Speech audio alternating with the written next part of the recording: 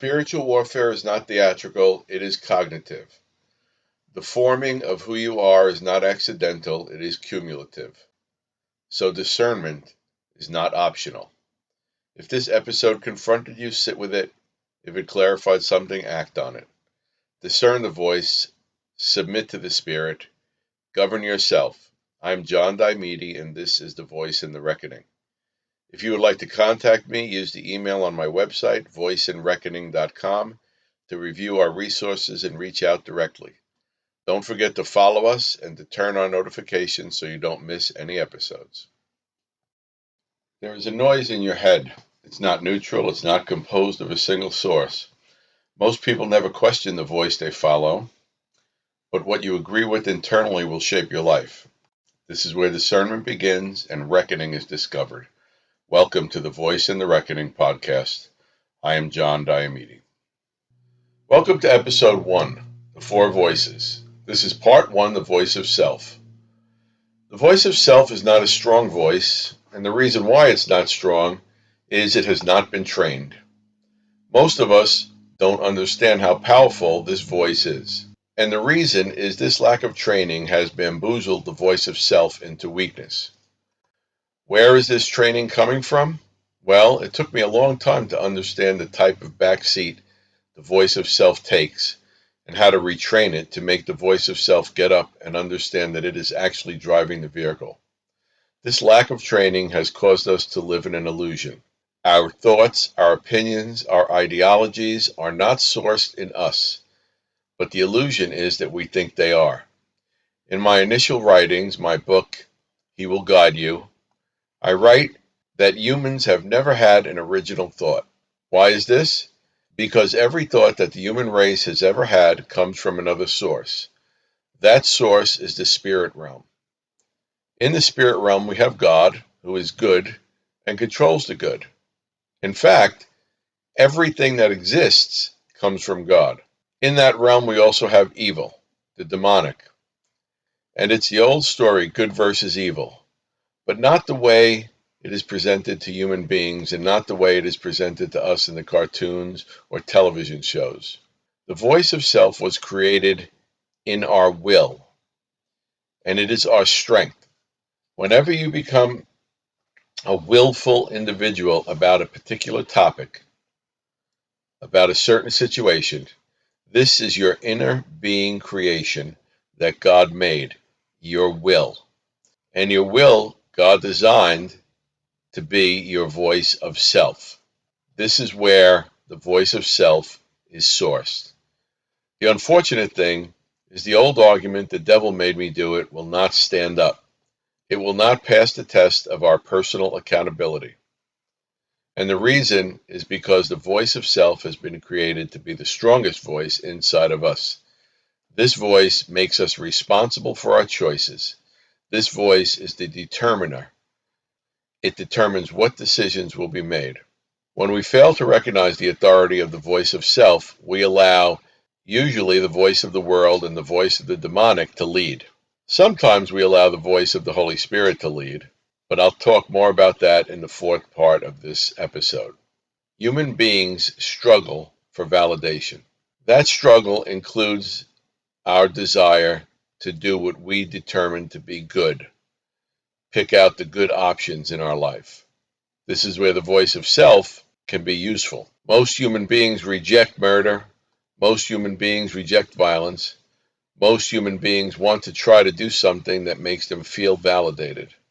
And because this part exists in us, we want to do what is acceptable to most other people. As the voice of self tries to get up to the surface, it has to choose from the data it receives from the world, and also the data that it receives from the demonic, and even the data that it receives from the Holy Spirit. But the ideologies that we are presented with from the world and from the demonic in this life have caused humanity much trouble. And so the voice of the Holy Spirit cannot get to the top. The untrained voice of self chooses then from the two sets of data that the world and the demonic present generally. And the result is anger, frustration, hatred, and violence. We need to focus in and retrain the voice of self. We need to have the voice of self seek agreement with the voice of the Holy Spirit. We need to have the voice of self choose the options and guidance from the Holy Spirit and then bring those to the surface. That is where the voice of self occupies the driver's seat. Part of the process of this interaction with the Holy Spirit is where reckoning occurs. So even though sometimes you feel more comfortable with the loudest voice, which is the world, or you feel that you need to get what's coming to you, that's the voice of the demonic, we need to find the voice of the Holy Spirit through that maze. These ideologies try to teach us that humanity is not broken. That's problematic because all we have to do is look around to see, and we could recognize that humanity is very broken. And the ideology that humans are generally good also vacates when we look around and see the activity of the human race. We can't just pick and choose about good and evil. That problem goes back to the Garden of Eden, because Adam and Eve were told if they eat the fruit from the tree, they would know the difference between good and evil. That lie has accompanied us through millennia, and humanity has never ever recovered from it. So all of this has taken the voice of self and it has relegated it to the back seat. And I have proof for my conclusions, because the symptoms are revealed in the disease. I mentioned earlier that humanity's brokenness leads to the hate and the anger and the frustration that we see all across social media and the television and the internet. We need to break from that. The voice of self needs to find a new counselor. We can't let anger be our go-to response. This revelation for the voice of self should be a wake-up call for us to say, I can do better. I have to decide differently. I have to work at hearing the voice of the Holy Spirit. I have to pay more attention to hear the voice of the Holy Spirit. I have to choose forgiveness, mercy, and compassion. And I have to jettison anger and frustration and violence. Remember, what you repeatedly tell yourself reinforces your structure. That is why ideology rules humanity. But keep in mind, the self is not the guide. The self is the responder. Or better yet, the self is the determiner. So when information hits your mind, it has to be gated in. And we cannot open that gate to release the information until we have put it through the filter of the four voices. And I believe at that point it becomes very obvious what information we let out of the gate, what information remains locked up.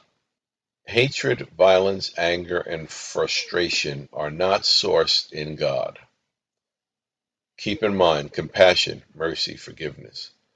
All these responses are the voice of the Holy Spirit. Retrain your voice of self to hear from that voice and to be guided by that voice, the voice of the Holy Spirit. The final decision is yours, and the responsibility for those decisions will also be yours. You will be accountable. You will be accountable for what you let loose from your mind into action. Don't follow the wrong voices. Put every thought to the litmus test. Ask yourself, can I do better? Can I be more forgiving? Not every voice in your mind should lead. Discern the source before you release the thought. The wrong agreement leads to regrettable choices in life. The correct agreement leads to reckoning. This is The Voice and Reckoning. Have a good day.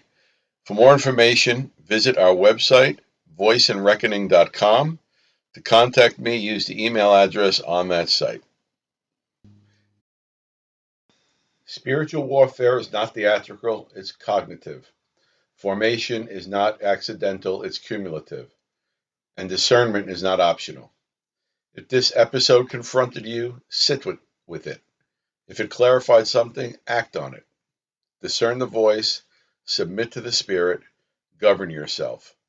I am John Diomede, and this is The Voice and the Reckoning. If you would like to contact me, use the email on my website, voiceandreckoning.com, to review our resources and reach out directly.